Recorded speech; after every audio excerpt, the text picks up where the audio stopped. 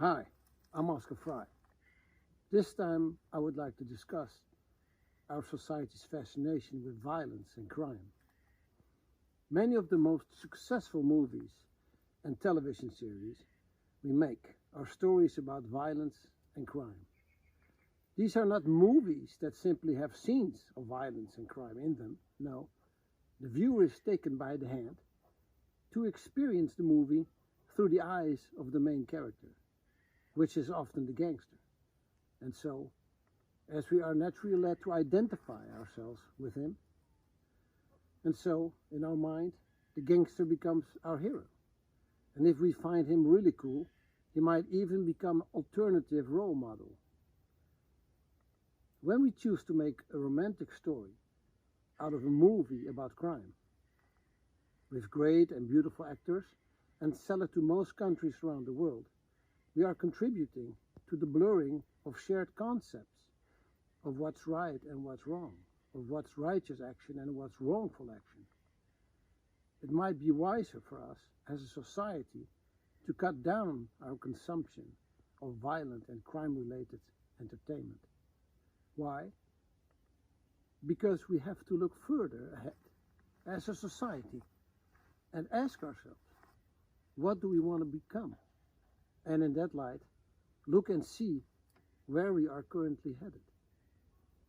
In case we do want to evolve as a society, we must understand that we should rather promote higher human values than portray actions on the screen that nobody should be doing, and that neither actors nor producers would want to be a victim of in their own real life.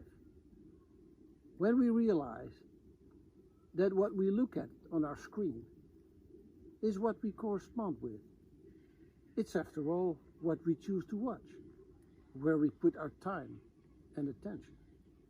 And so, it becomes part of us, of what we are. How? Well, when you're watching a 1.5-hour movie, for example, how many scenes of violence and crime does your mind take in and store? Your unconscious mind is like a sponge. It will absorb that what you pay attention to. And while you forget most of what you're doing, your unconscious mind doesn't. It records your experiences, or at least part of it, and integrates them. So, when the movie is over and you want to go to sleep, your unconscious mind just terminated downloading the movie. Now, when you actually fall asleep, your mind starts to process and store new information, including the scenes of that movie. In your dreams or nightmares, perhaps depending on the quality of the movie, some deranging scenes might come back to you, mixed with other stored material, which explains why dreams are often so weird and so difficult to understand. This explains you how that what you watch becomes part of you.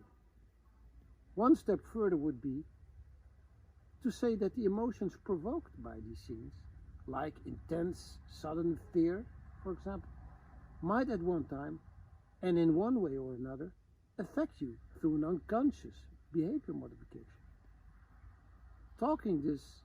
Taking this into account, it follows then that we shouldn't any longer continue to make movies about violence and crime on the same scale, because it will pull us down. It will not lift us up. It doesn't mean that we shouldn't make movies, or we should make less movies, no.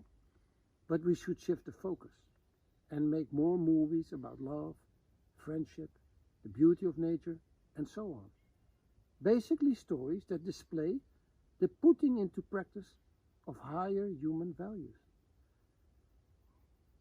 Because that would inspire people the right way people need to be inspired. And that's what the world needs, urgently. A movie can include violence or crime, for example, when their omission would denaturalize the story. Because today, it just seems the other way around. We feel we must put enough violence, crime, and explosions, and then basically invent a story around it. This being said, I believe that the job we have as mankind, to evolve spiritually, is our common mission.